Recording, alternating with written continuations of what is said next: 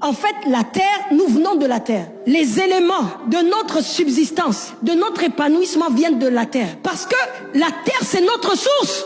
Chaque élément de la nature puise les éléments de sa subsistance et de son épanouissement à sa source.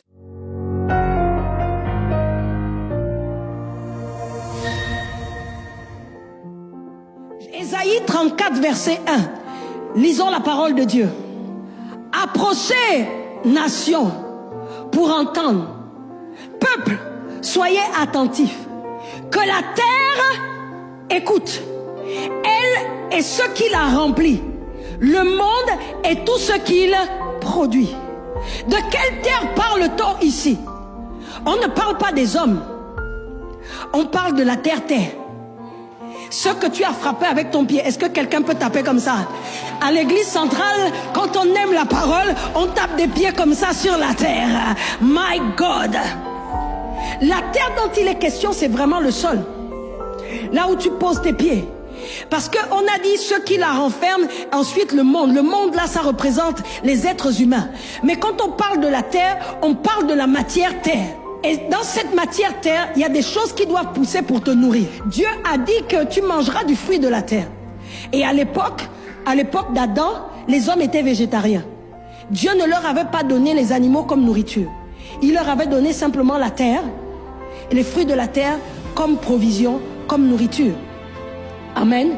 Ça veut dire que les fruits, les feuilles étaient non seulement les aliments de l'homme, mais aussi le médicament de l'homme. Vous savez que les plantes soignent et que les médicaments sont faits à base de plantes. Amen. Et ce que ce verset nous indique, est-ce qu'on peut le laisser afficher s'il vous plaît? Ce que ce verset d'Ésaïe 34 nous indique aussi, c'est que Dieu dit par la bouche du prophète Ésaïe que la terre écoute. Quand quelqu'un te dit écoute-moi, c'est que tu as des oreilles, n'est-ce pas? Donc je suis en train de dire que la terre a des oreilles. La terre entend. Ce que ça veut dire par extension, c'est que il y a quelqu'un qui doit parler à la terre. Il y a quelqu'un que la terre doit écouter. Il faut que tu parles à la terre. J'aimerais dire ceci. Nous venons de la terre. Nous devons valoriser la terre. Je vous ai dit, la terre c'est un produit fini. Nous devons la valoriser. Ça veut dire que c'est une valeur ajoutée. Si c'est un produit fini que Dieu nous a livré clé en main, qu'il a mis sur le marché, c'est que c'est quelque chose qui doit contribuer à notre bien, à notre bien-être sur la terre. En fait, la terre, nous venons de la terre. Ça veut dire quoi? C'est que les éléments de notre subsistance, de notre épanouissement viennent de la terre. Parce que la terre, c'est notre source.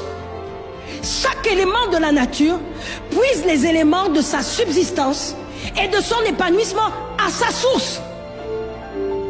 Voilà pourquoi lorsque Dieu a mis Adam sur la terre du jardin d'Éden, il lui a dit que tu mangeras tous les fruits du jardin sauf celui du milieu, l'arbre de la connaissance du bien et du mal. En d'autres termes, il lui a dit tu te nourriras de tout ce que la terre produit.